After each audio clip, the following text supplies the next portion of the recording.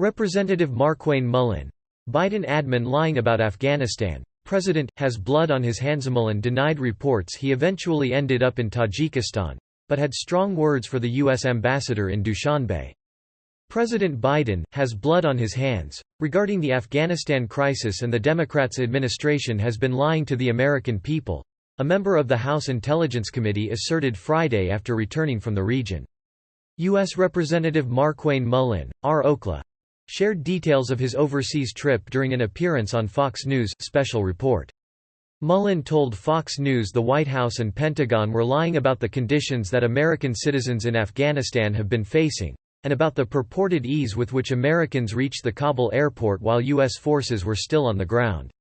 The congressman recently returned from a semi-secretive trip to Asia to help bring home Americans stranded in Afghanistan following Biden's withdrawal process.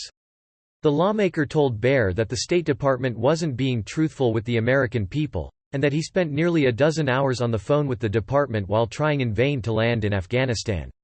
OK. Representative Mullin, after reported Afghanistan evacuation effort, says he is heading home. I want to make it very clear. I wasn't looking to try to get in Afghanistan. People started calling me wanting help.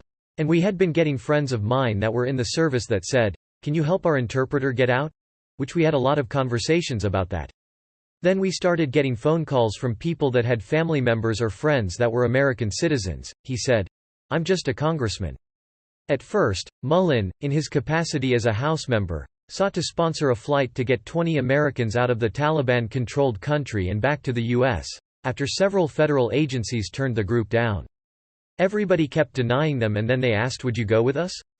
And these are Tier 1 operators. These are Delta guys, Special Forces. These guys are legit. I'm nobody. I'm just a congressman, he said. He then left the U.S. and ended up circling Hamid Karzai International Airport in Kabul for hours because his requests to land repeatedly got denied, he said. Every time they cancelled, the agency that was trying to get us in would give us a new one. They actually went into the tower to say let them land. We were on the phone with them texting. We couldn't talk. We were texting back and forth and they kept issuing us a new one. And they would never let us in Afghanistan, he said, adding that he suspects the delay led to the disappearance or death of at least one of the American citizens he was seeking to help rescue. Unfortunately, one of our American citizens and her 2-year-old son, and I believe it was her father to which I had passports on, we lost contact on because they were at Abbey Gate, and a few hours later the Abbey Gate blew up. We haven't had any contact with them since. I believe it's because they were caught up in that. So what they did by playing politics on this, for whatever reason, I don't know who shut us down, but I think it was 100% directed from the State Department.